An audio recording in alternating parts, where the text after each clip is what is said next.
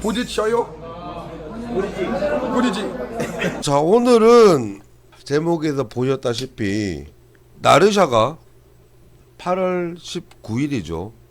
성남FC와의 코리아컵을 마치고 나서 강원FC 구단과 나르샤의 간담회가 있었습니다. 그리고 그 간담회는 지가 올라갔죠, 나르샤에. 그리고 거기에 대해서 여러분들이랑 저의 개인적으로 느꼈던 부분이랑, 그리고 여러분들이 또 그 당시에 궁금했던 부분도 있을 거 아니에요. 그런 거에 대해서 이야기해보는 시간을 가지려고 합니다. 제가 라이브 리뷰를 해야 되겠다라고 생각이 들었던 거는, 저희가 공지가 텍스트다 보니까 정확하게 이야기가 다 전달이 100% 되는 데에서 약간 차이가 있지 않나 라는 부분도 있었고요. 그리고 제가 유튜버로서 부회장을 하게 되면서 여러분들에게 또 약속을 한 게 있었습니다. 예를 들어 간담회라던가 이런 부분이 있을 때 여러분들에게 유튜버로서도 이야기를 하면서 자세하게 최대한 오픈할 수 있는 거는 여러분들과 소통을 하면서 이야기를 해보겠다 라는 말씀을 드렸었어요. 유튜버가 부회장이 되는 거에 대한 장점을 10분 발휘해 보겠다라는 말씀을 드렸거든요. 그리고 솔직하게 제가 오늘 리뷰에 대해서 할까 말까를 고민을 많이 했습니다. 왜?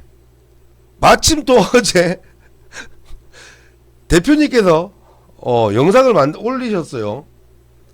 그렇다 보니까 저는 단순히 그 간담회 때 그 자리에서 느꼈던 부분과, 그리고 그 간담회 때 있었던 일 중에서 너무 요약이 돼서 여러분들께서 좀 혼돈이 있을 수 있다고 생각을 하거든요, 정보가.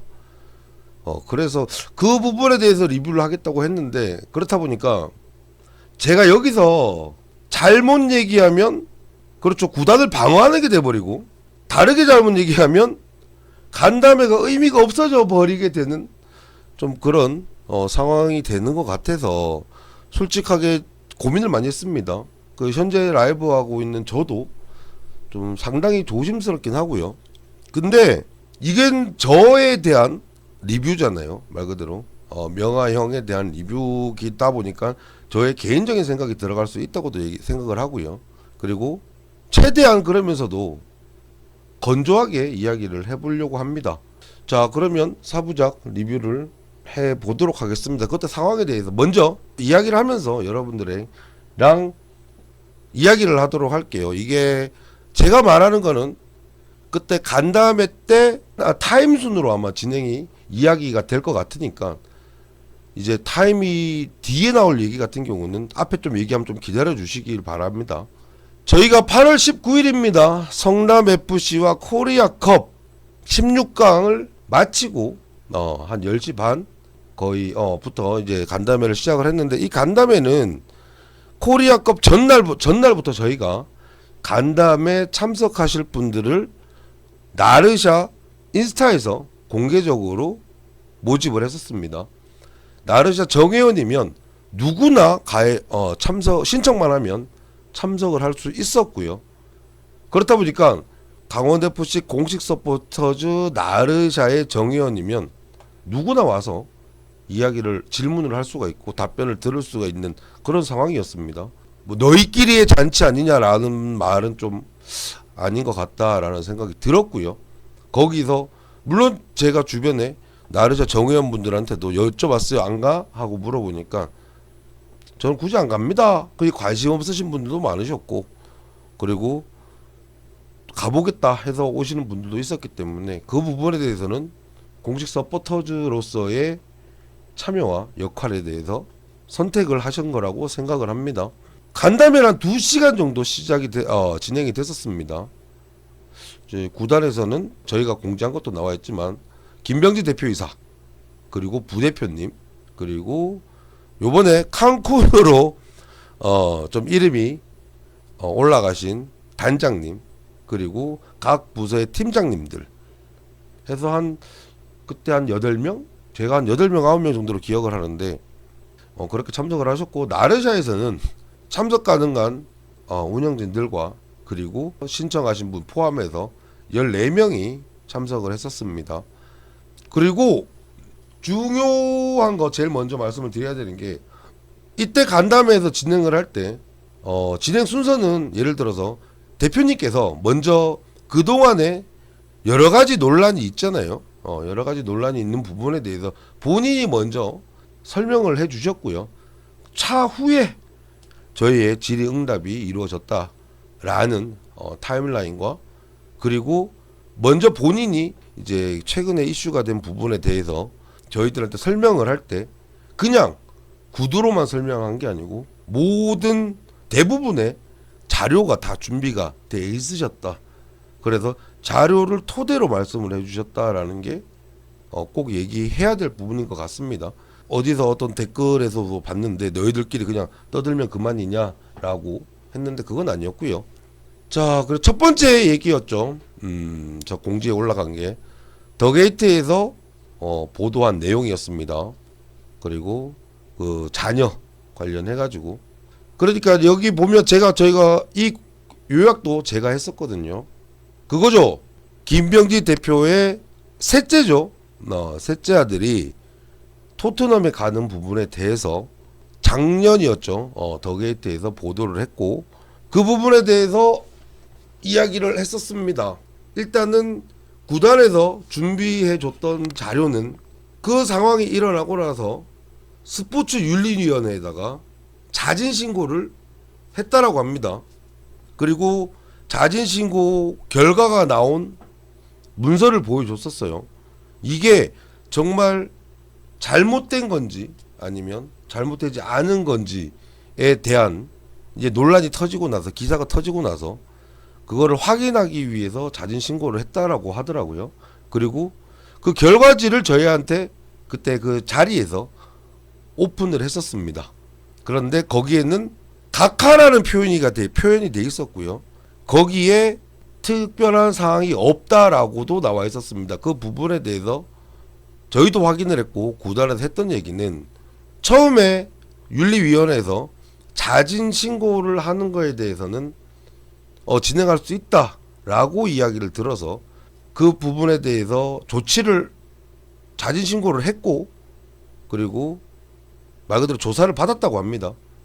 그런데 차후에 윤리위원회에서 조사를 다 하고 나서 윤리위원회에서 자진신고는 이게 누군가 다른 쪽에서 신고를 해야 조사가 이게 마무리가 되는데, 이게 자진신고는 진행하기 어렵다라고 답변을 했다라고 해요.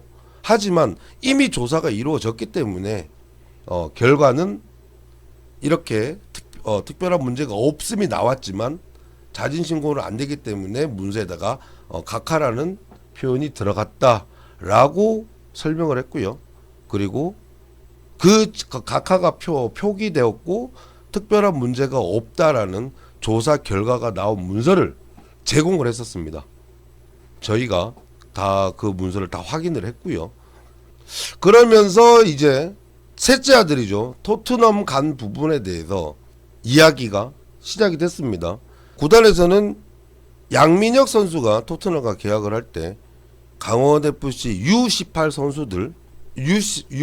선수들과 거기 이름이 표기가 되어 있더라고요. 김병지라고.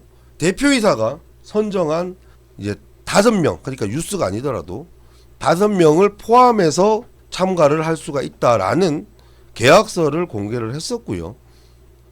그리고 그 5명 중에서 현재 뭐 아시다시피 4명은 현재 강원FC에 입단이 돼 있었고, 나머지 1명이 김병지 대표의 셋째 아들이었죠. 그래서 저희도 물어봤었습니다. 그 부분에 대해서 어떤 부분을 물어봤었느냐, 대표님이 정말 아들이 포함되는 것을 관여를 했느냐라는 질문이 이 이야기 때 나왔었습니다. 그래서 대표님께서 답변을 하신 거는 선정은 스카우트 팀에서 했다. 그리고 최종 결정은 내가 한 게 맞다. 그런데 그거는 알아주셨으면 좋겠다고 했습니다.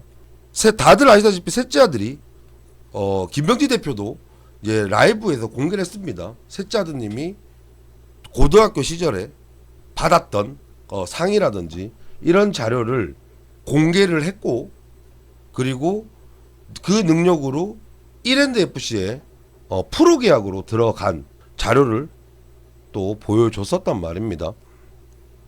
그걸 보면서 저도 그 생각을 했습니다. 지금 말씀 주시다시피 그래도 안 된다 라는 의견이 솔직히 대부분이죠. 아무리 그래도 자기 자녀를 넣는 게 맞느냐. 제 사담을 조금 넣다 그러면 그 동나이대 선수들 중에서 프로 계약하는 선수가 얼마나 될까 라는 생각이 들었고요. 그 중에서 강원FC에 4명은 프로 계약을 했고 1명은 이랜드에 프로 계약을 했잖아요. 이게 저는 그렇게 생각을 해요. 아들이 사적으로 뽑혀서 갔다라고 하면 문제가 될 수 있지만, 실력으로 공적으로 뽑혀서 갔다라고 한다라면, 근데도 안 데리고 갔다라고 하면 도리어 우리가 우리 입장에서 좋은 인재를 놓칠 수도 있는 부분이라고도 생각을 했고요. 다만 말씀 주신 것처럼 그럼에도 불구하고 안 데리고 갔어야 됐는데, 그 부분은 김병지 대표가 결국 최종 승인한 거는 나니까 내가 잘못한 게 맞다라고 인정을 하셨습니다. 그리고 아마 제 영상에도 아마 있을 겁니다. 작년에 김병지 대표가 경기장에 와서 나르샤 앞에 와서 그런 부분에 대해서 어쨌거나 논란이 있게 만들어서 죄송하다고 나르샤한테 메가폰을 들고 사과를 했었습니다. 맞습니다. 뭐 이게 뭐 역차별이니 실력이 안만 있니 뭐 하더라도 결국에는 논란이 나올 수 있는 부분은 맞는 거예요. 아무리 뭐 그렇다 하더라도 그 부분에 대해서는 공감을 하는 부분이었고, 거기에 대해서 김병지 대표도 인정하는 부분이었기 때문에 그 당시에도 사과를 했고, 파묘당했다고 생각을 하는데 뭐 그 부분에 대해서는 결국에는 대표님이 끌고 가야 되는 상황이지 않나 그렇게 생각을 합니다. 자, 그리고 두 번째 안건이었죠. 대표이사 자녀의 에이전트사 근무 관련해서, 자 여기서는 첫째 아들이 2024년 8월 거기 입사를 해서 10월에 퇴직을 했다라고 설명을 했고요. 거기에 준하는 자료를 저희에게 제공을 했었습니다. 그래서 2개월밖에 근무를 하지 않는 것이 맞았다라는 것을 저희에게 근거를 보여줬었고요. 그리고 제주구단과 뭐 선수 이야기 있었잖아요. 뭐 트레이드 문제. 제가 저기 펜코에서 봤습니다. 아니 뭐 나르샤는 이거 언제적 문제를 아직까지 그거 갖고 징징대고 있느냐고 하는데, 앞서 말씀드렸던 것처럼 이거는 저희가 질의를 한 게 아니고요. 그 당시에 그 아드님의 트레이드 건에 대해서 문제 제기를 했었고, 그 5명 그 문제 제기의 답변으로 말씀을 해주신 거를 저희가 공지를 올린 거지, 이거는 나르샤가 질문한 건 아니었습니다. 그래서 펜코의 이 부분에 대해서 나르샤를 욕하는 아마 댓글들이 몇 개가 있더라고요. 그래서 이런 거는 바로 잡아야 되지 않겠나 싶어가지고 말씀을 드리는 거라고 생각을 합니다. 이 부분에 대해서는 이제 제주로 가는 선수와 그리고 강원으로 오는 선수의 서로 간의 구단의 입장 차이, 예를 들어서 재정적인 차이라든지, 그리고 우리 강원FC는 뭐 많은 분들이 아시다시피 가능성, 성장 가능성에 있는 선수를 데리고 와서 성장을 시키는 그런 기조의 팀이잖아요. 지금도 그렇고. 그렇다 보니 거기에 대해서 양쪽 간에 입장이 맞아서 정상적으로 된 트레이드라는 것을 설명을 했습니다. 그렇죠. 장기 부상이 강원에서 터지면서 지금까지 못 뛴 거는 결론적으로는 아쉬운 건 맞아요. 왜? 못 뛰었으니까. 하지만 그렇다고 생각을 합니다. 우리가 선수들이 공산품이 아니잖아요. 부상이라든지 다양한 이유가 있어서 데리고 왔으나 못 뛰는 경우도 많기 때문에 그거의 맥락으로 봐주시면 될 것 같아요. 자, 그리고 그 다음 얘기 넘어가도록 하겠습니다. 언론에서 또 이제 그 자녀분이 그 첫째 아들이죠. 트랜스퍼 마켓 명단이 무자격으로 올라갔다라는 이제 또 이슈에 대해서 그 부분은 거기에는 꼭 에이전트만 아니더라도 여러 가지 업무를 하는 명단이 다 올라갈 수 있는 곳이라고 하고요. 아들이 자격이 없는 자격이 있는 것처럼 트랜스퍼에 올라간 게 아니라는 의견을 줬었습니다. 자, 그리고 세 번째, 아마 이거는 어제 대표님 영상에 나왔던 부분인 것 같습니다. 유명 유튜버의 대한축구협회 칸쿤 행사 참석 주장 관련 이 부분에 대해서는 뭐 대표님께서 영상에서 말씀하셨다시피 뭐 본인은 참석하지 않았다, 칸쿤에. 그리고 멕시코는 간 게 맞다. 근데 부회장으로서 멕시코 일정은 분명히 있는 거고, 그렇죠. 그리고 CEO 일정으로서 멕시코 일정이 있는데 거기에 칸쿤이 들어간 거고. 근데 그 멕시코 간 걸 가지고 뭐라고 하는 여론은 많더라고요. 근데 여기서는 어쨌거나 대표님께서는 딱 건조하게 멕시코 간 거는 맞다, 근데 칸쿤은 가지 않았다라고 말씀을 하셨고, 이거는 대표님과 단장님과 같은 의견이었는데, 처음에 돈이 어쨌거나 구단 돈이 들어가는 부분이다 보니까 단장님께서는 안 갔으면 하고 의견을 줬다라고 얘기를 하더라고요. 근데 그래도 김병지 대표 같은 경우는 뭐 월드컵이든 여러 큰 행사를 가본 입장이잖아요. 그렇다 보니 그런 세계에서 가장 큰 축구 축제에서 우리 직원들이 가야 거기에 대해서 비즈니스 산업이라든지 뭐 축구 산업이라든지 이런 부분에 대해서 배울 건 배우고 강원 FC에 적용할 건 적용을 해야 되지 않겠느냐라고 해서 대표님께서 도리어 참석을 하라라고 말씀을 했다라고 합니다. 이 부분에 대해서는 지금 와서 제 개인적인 생각을 드리자면 일정 중에 칸쿤이 있어가지고 아쉬운 거 맞는 것 같아요. 그리고 거기에 대한 질타도 받는 것도 어쨌거나 간 거기 때문에 단장님께서 감수를 해야 되는 부분이라고 생각을 하고, 근데 또 결론은 그렇죠. 그 국회의원님께서 고소를 하셨죠. 그 부분에 대해서. 그러면 고소 결과에서 평가를 받을 거라고 생각을 합니다. 그러면 그 고소 결과를 보고 야 잘못해서 땅땅땅 나오면 혼나야 되는 거고, 그렇죠. 이 정도는 할 수 있는 부분이야 땅땅땅 나오면 고생하셨습니다 하면 되는 거라고 생각을 합니다. 지금 이게 맞나 틀렸나의 문제는 결국 법의 잣대로 판단을 내려준다고 하니까요. 다음 해설가 발언도 진행을 하겠습니다. 이것도 김병지 대표가 근거 자료를 또 저희한테 또 보여줬었습니다. 제가 그걸 봤었을 때 썸네일로 내가 봤는데 일부 해설가라고 표기가 돼 있었거든요. 그런데 여기저기 여론에 떠도는 거는 해설가들은 전부 다 자격이, 공도 안 차본 사람들이 자격이 있니 없니 한 것처럼 퍼져 있다. 그런데 자기는 그 스샷 찍은 걸 보여주면서 일부 해설가라고 이야기를 했고, 근데 그 일부 해설가가 어떤 해설가가 예를 들어서 프리킥을 차는데 골키퍼 입장에서 차는 선수의 디딤발만 보면 어디로 차는지 알 수 있다라는 발언이 있었다고 해요. 그러니까 거기에 대해서 이제 골키퍼 출신인 대표님께서는 이런 말도 안 되는 이라는 이제 생각이 있으신 것 같아요. 그래서 이제 그런 일부 해설가들, 이제 축구의 메커니즘에 대해서 일부 해설가들에 대한 이야기였지 전체 해설가를 이야기하는 부분은 아니었다라고 또 답변을, 해명이라고 해야 되겠죠. 해명을 해 주셨었습니다. 그리고 5번 700억 홍보 효과, 이게 아마 많이 유명 유튜버들이라든가 그리고 인스타 뉴스라든가 많이 도는 내용이죠. 자, 이 금액에 대해서도 말씀을 해 주셨습니다. 이거는 강원FC 단독의 홍보 효과가 아니라 강원도에는 18개 시군이 있죠. 그리고 강원도가 있죠. 그리고 강원FC가 있죠. 이 18개 시군과 강원도와 강원FC가 이 강원FC를 통해서 이 20개의 기관이 강원FC를 통해서 광고되고 홍보가 된 그 합산 금액이라고 하더라고요.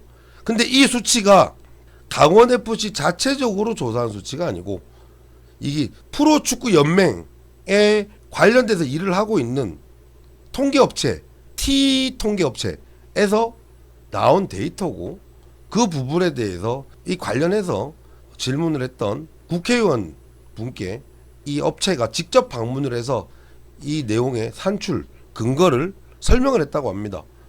자, 그리고 대한축구협회 및 N사, 나이키죠, 나이키 관련 논란, 이거는 뭐 대표님께서 본인 영상에서 또 말씀을 하셨습니다. 일단은 대표님께서 말씀하신 거는 그 영상을 봤었을 때 부회장이 방에 불러서 마케팅이나 이런 부분에 대해서 질책을 했다, 뭐 질문을 했다라고 얘기를 하는데, 축구협회에는 부회장 개인 방이 없다라고 하더라고요. 부회장들이 함께 쓰는 방이 있다고 하더라고요. 본인은 지금도 밑에 직원들에게 반말을 하지 않기 때문에 그렇게 말한 적은 한 번도 없다. 그리고 또 그것도 근거 사진을 보내줬었는데, 대표님께서 뭐 카톡이라든지 전화라든지 연락 시도를 했다라고 합니다. 그런데 계속 답변도 없고 회피만 하고 있다, 그런 상황을 말씀을 해 주셨습니다. 만약에 지금 김기동 사랑해님께서 말씀해 주신 것처럼 본인이 만약에 김명지 대표가 아니면 당신 아닌데요 하고 답변을 주면 끝날 문제가 아닌가. 자, 춘천시와 홈 경기장 관련해서 이야기를 하겠습니다. 자, 일단은 구단 측에서 춘천시와의 관계를 원만하게 하기 위해서 이제 춘천시에서 그 요청을 했었죠. 김병지 대표의 사과 요청을 했었고, 그 부분에 대해서 어쨌거나 춘천시와 원만하게 관계를 하기 위해서 사과를 결정을 했다라고 합니다. 그리고 여기서는 이제 또 명명권이 요즘에 최근에 며칠 전부터 춘천 관련 뉴스에서 명명권에 대해서 뭐 조례 부분에 대해서 막 뉴스가 나왔었잖아요. 거기에 대해서 작년에 입찰할 때도 입찰 조건에 명명권이 기본적으로 있었다라고 합니다. 그러니까 이 부분에 대해서 지금 와서 갑자기 명명권 무조건 해야 돼! 라는 부분은 아니다. 작년부터 그게 기본 조건이었다 라고 설명을 했고요. 거기에 대해서 예를 들어서 만약에 명명권이 되지 않았을 시 이제 구단이 이룰 수 있는 이제 수익이라던가, 그리고 거기에 대해 하지 못했을 시에 손해 부분에 대해서 구단에서는 좀 민감하게 계산이 되고 있기 때문에 좀 그 부분에 대해서는 최대한 하는 쪽으로 운영을 하려고 한다라고 이야기를 했었습니다. 일단은 21일이죠. 금요일. 금요일에 입찰 마감은 됐습니다. 그런데 저도 뉴스로 봤는데 뭐 조건부라는 말이 적혀 있더라고요. 그래서 그게 어떻게 마무리되는지는 아직까지 뉴스도 나온 게 없고, 저도 뭐 따로 뭐 연락을 하는 게 아니기 때문에 어떻게 되는지 모르기 때문에 그거는 기다려 봐야 될 것 같습니다. 그리고 춘천시장 출입금지 논란 관련해서 이 부분에 대해서는 김명지 대표님께서 확실하게 말씀을 했습니다. 뭐라고? 본인은 처음에 현수막이 걸려있다 라는 이야기를 들었을 때 놔두라고 했다고 합니다. 자기는 1000개가 걸려도 아무 상관없다, 그냥 놔둬라, 괜히 치우면 문제 생긴다 라는 말씀을 하셨다고 하고요. 그리고 비표 문제죠. 출입장 금지 관련해서도 본인은 그 출입 금지 비표 회수에 대해서 지시를 한 게 없다라고 분명히 입장을 밝혔고, 그러면 사람들이 지금 말씀하셨잖아요. 그러면 누가 막았냐가 나오잖아요. 그 부분에 대해서 간략하게 막 끝에 두 줄이 돼 있거든요. 뭐라고 돼 있냐면, 구단 측은 당시 관련 내용이 강원도에 보고되었으며 이후 도에서 관련 사항을 정리했다고 설명했다라고 말씀을 드린 게 뭐냐면, 우리가 구단주님이 바뀌셨잖아요. 바뀌시고 나서 이게 어떻게 된 거야 라고 당연히 궁금하시겠죠. 그렇다 보니까 그 부분에 대해서 그 당시에 있었던 뭐 소위 말하는 그분이 그게 들어가겠죠. 누가 금지시킨 거야 라는 그 부분이 들어가겠죠. 그 부분을 보고를 했고, 그리고 마지막 줄 도에서 관련 사항을 정리했다라고 설명했습니다. 라고 제가 적어놨듯이 도에서 그 부분을 이해하고 마무리했다라고 설명을 들었습니다. 확실한 거는 그때도 그렇고 지금도 그렇고 김병지 대표는 본인이 하지 않았다라는 입장에 대해서는 확고했습니다.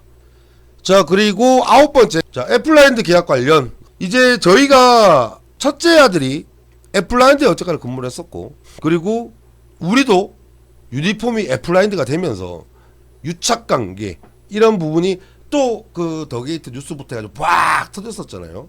그 부분에 대해서 이제 또 여기는 또 간략하게 되어 있는데, 제가 뭐 이야기를 드리자면, 휠라가 스포츠에서 철수를 하면서 구단의 기조는 적어도 휠라보다는 좋은 계약을 가야 되지 않겠냐라는 입장이었다고 합니다. 근데 휠라가 좋은 조건이었대요. 그래서 그보다 좋은 조건 업체를 찾기가 쉽지 않았다. 그리고 그래서 구단에서 5개 업체와 컨택을 했다라고 합니다. 그 중에서 피드백이 온 곳이 3군데였고, 그 중에 애플라인드가 있었고, 그 중에서 애플라인드 조건이 가장 좋았다. 그래서 애플라인드를 했다라고, 여기서는 오픈을 못하고 바깥으로 나가지 못하지만, 그때 강원FC에 조건이 있을 거 아니에요. 그 업체들마다 그 조건도 공개를 저희한테 다 했었습니다. 그 자료를 다 했었고, 애플라인드가 가장 좋은 조건이었다는 걸 확인을 했고, 심지어 저희가 아침 16강전 통과했을 때도 그 계약 조건으로 인해 가지고 구단이 또 그 돈을 받을 정도로 이제 조건이 가장 괜찮았던 업체를 확정을 한 거고, 현장에서 다 자료를 확인을 했기 때문에 착관계라고 얘기하기는 그렇지 않나. 그리고 김병지 대표님께서 강력하게 얘기하신 것 중에 하나가 그겁니다. 앞서 애플라인드와 첫째 자녀분 이야기도 있었다시피, 본인이 애플라인드와 그리고 본인과 본인 자녀를 통해서 뭐 애플라인드 관련해가지고 진짜 뭐 부당적으로 이득을 취득했거나 뭐 돈을 받았거나 이런 거 있으면 뭐 솔직히 얘기했습니다. 자기가 축구계를 떠나겠다고. 사퇴가 아니고 축구계를 떠나겠다라고 본인 이름으로 얘기를 했었습니다. 그리고 본인이 뭐 구단이 어떤 업체 입찰이라던가 인사 관련해서는 일체 관여하지 하는 게 없다라고 이야기를 했고요. 여기까지가 1시간 20분 정도 구단에서 자료를 보여주면서, 자료를 다 출력해서 왔더라고요. 보여주면서 설명한 내용이고, 이게 질의응답 중에서 제가 빠진 게 있는데 제가 얘기했던 게 빠졌습니다. 뭐였냐면, 그러면 이 자료들을 오픈을 하고 반박을 하지 왜 반박을 하지 않느냐라고 제가 얘기를 했었거든요. 그랬더니 제가 여기서는 말씀을 못 드리는데, 현재 자료를 반박하고 자료를 내고 반박할 수 있는 상황이 아니라고 하더라고요. 왜냐하면 여기저기에서 자료를 제청을 해서 가야 되고, 구단도 지금 소송하고 있는 게 있고 막 이러다 보니까 이 부분에 대해서 일일이 자료를 대면서 반박할 수 있는 상황이 아니라고 하더라고요. 그렇다 보니까 그 사실에 대해서는 이해를 좀 해달라 그랬고, 그래서 그 얘기를 들었습니다. 뭐냐면 앞으로는 적극적인 대응을 하겠다. 왜냐하면 저도 그 얘기를 했었습니다. 뭐냐면 지금 구단뿐만 아니고 나르샤도 그렇고 강원 팬들도 여기에 대해서 공격을 엄청 많이 받고 있다. 솔직히 팬들도 속상한 상황이다. 그런데 이렇게 안고만 가기에는 솔직히 너무 힘들지 않느냐라는 취지로 이야기를 했었고, 거기서 구단에서도 거기에 대한 관련 답변으로 앞으로 대응할 거는 적극적으로 대응을 하겠다라는 답변을 들었었습니다. 그리고 자, 코바체비치 선수 관련 보이스피싱 피해, 이거는 여기서부터는 저희가 질의를 한 겁니다. 기사 났다시피 사실이 맞다라고 인정을 했고요. 그 부분에 대해서 어쨌거나 우리 쪽에도 예를 들어서 계좌가 바뀌었다라고 메일이 왔고, 상대편에도 강원FC인데 담당 직원이 임신을 해가지고 돈을 한 달 정도 늦게 줄 수 있을 것 같다 라고 양쪽에다가 보낸 상황이었다고 하더라고요. 그러다 보니까 양쪽 다 믿었던 상황이고, 그래서 몇 개월 뒤에 이게 왜 돈 안 주냐가 터지면서 이게 나왔다라고 하더라고요.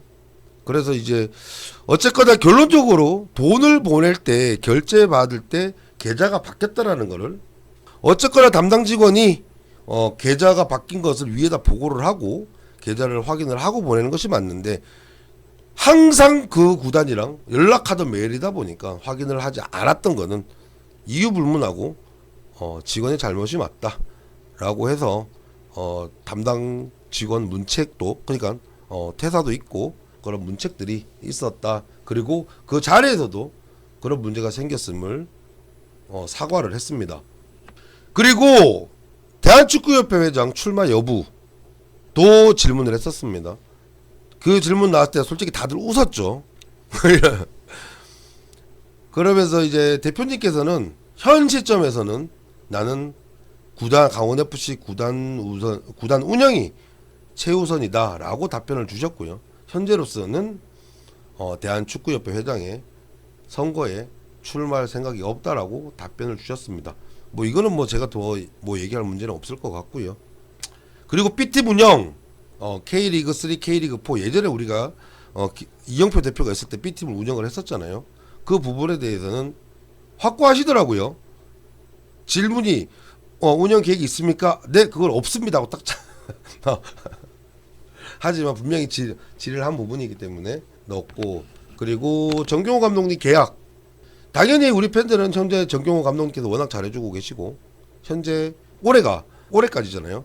그렇다 보니까 강원FC 팬들은 재계약을 하기 바라죠.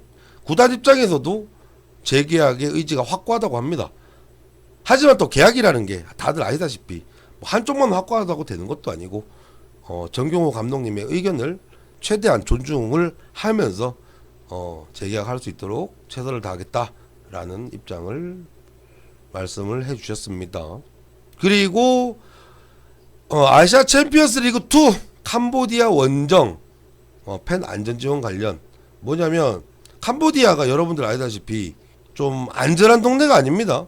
안전한 지역이 아니다 보니까 그 부분에 대해서 우리가 아시아 챔피언스 리그 2로 원정을 캄보디아가 있는데 그 부분에 대해서 구단에서 팬들의 안전을 위해서 좀 지원을 해주면 안 되겠느냐라는 의견이 있었고 거기에 대해서 구단에서도 안전을 위한 필요한 지원 방안을 마련하겠다라고 답변을 주셨습니다. 그리고 다들 아시다시피 뭐 ACL 플레이오프 심판 문제가 있었죠. 제 영상으로도 올라가고 했었는데 뉴스 MBC 뉴스에도 나오고 일단은 뭐 다들 아시다시피 기각을 한 상황입니다. ACL에서 기각을 했지만 기각한 사유에 대해서 그 답변을 들을 수 있는 후속 조치는 했다라고 합니다. 뭐 이 부분은 만약에 혹시라도 뭐 저한테 이야기가 들어오든 만약에 아니면 구단이 공식적으로 얘기를 하든 아니면 뉴스가 나오든 어디든지 나올 거라고 생각을 합니다. 그거는 그 답변을 기다리면 될 것 같습니다. 제가 앞서 말씀드렸다시피 질의응답 제외하고는 전부 다 구단에서 관련 자료들을 거의 준비가 되는 상황이었고 심지어 앞서 말씀드렸던 것처럼 애플라인드와 유니폼 관련 계약 관련해서는 타 업체와 비교했던 비교 자료들이라든지 최대한 그 현장에 온 팬들이 이해를 할 수 있도록 자료는 준비를 해 주셨었습니다. 자, 아무튼 근데 이게 어쨌거나 구단에서 우리 나르샤들한테 운영진뿐만 아니고요. 나르샤 회원들한테 오픈해 줄 수 있는 거는 오픈을 해주면서 오해 있는 거는 이렇게 솔직하게 저희는 어느 정도 해소를 했다라고 생각을 하거든요. 그런 부분에 대해서는 저희도 거기에 대해서 여기에서 구단에서 말했다고 우리가 전부 다 수용하는 건 아니잖아요. 앞서 말씀드렸다시피 엄연히 다른 조직이기 때문에 저희도 거기에 대해서 판단을 하고 나르샤 운영에 참고를 하겠다라는 식으로 이야기를 했습니다. 일단 여기까지가 그때 현장에 있었던 리뷰라고 말씀을 드릴 수 있을 것 같고 그렇죠. 이게 솔직하게 내용적으로 속 시원하게 풀리려면 법적인 결과가 나와야지 솔직하게 속 시원하게 풀리는 거 아니겠습니까? 맞잖아요. 근데 법이라는 게 내가 신고했어 그럼 그 결과가 내일 모레 나오는 게 아니잖아요. 그래서 저도 말씀을 드리는 게 뭐냐면 뭐 예를 들어서 조사도 들어갔고 소송도 들어갔고 지금 이런 여러 가지 사안들이 있잖아요. 하지만 조사가 들어갔든 법적으로 들어갔든 결론이 나올 거 아니에요. 그러니까 그 결론 나올 때까지는 봐야 되지 않겠습니까? 예를 들어서 저도 지금까지 제 영상 중에서 저 대표님 막 난리 쳤는데 뭐지 이슈들이 많은데 단 한마디도 하지 않고 제 아마 영상 댓글 중에도 아마 그런 게 있을 겁니다. 저번 라이브 때인가 또 그런 얘기 한 적이 있습니다. 현재 법적으로 뭐든 결과가 나온 건 없고 솔직히 나오기 전까지 다 의혹들이잖아요. 결과가 나와야지 이게 팩트인가 거짓인가가 나오는 건데 그러면 그 결과를 기다리고 나서 이야기하는 것도 그게 맞지 않나 저는 그렇게 생각을 하는 겁니다. 간담회 분위기는 아니 정확하게 1시간 40분은 진중한 분위기였고요. 끝에 30분 정도가 약간 좀 풀리는 분위기였습니다. 왜냐하면 저희도 나르샤라는 공식 서포터즈로서 지금 어쨌거나 구단이 여러 군데에서 두들겨 맞고 있는 상황에서 우리가 정확하게 이 부분에 대해서 잘못되고 있는 거는 그렇죠.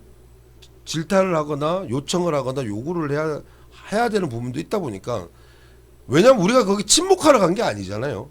그렇기 때문에 1시간 3, 40분 정도는 이야기를 들으면서 다 진중한 분위기였어요. 예.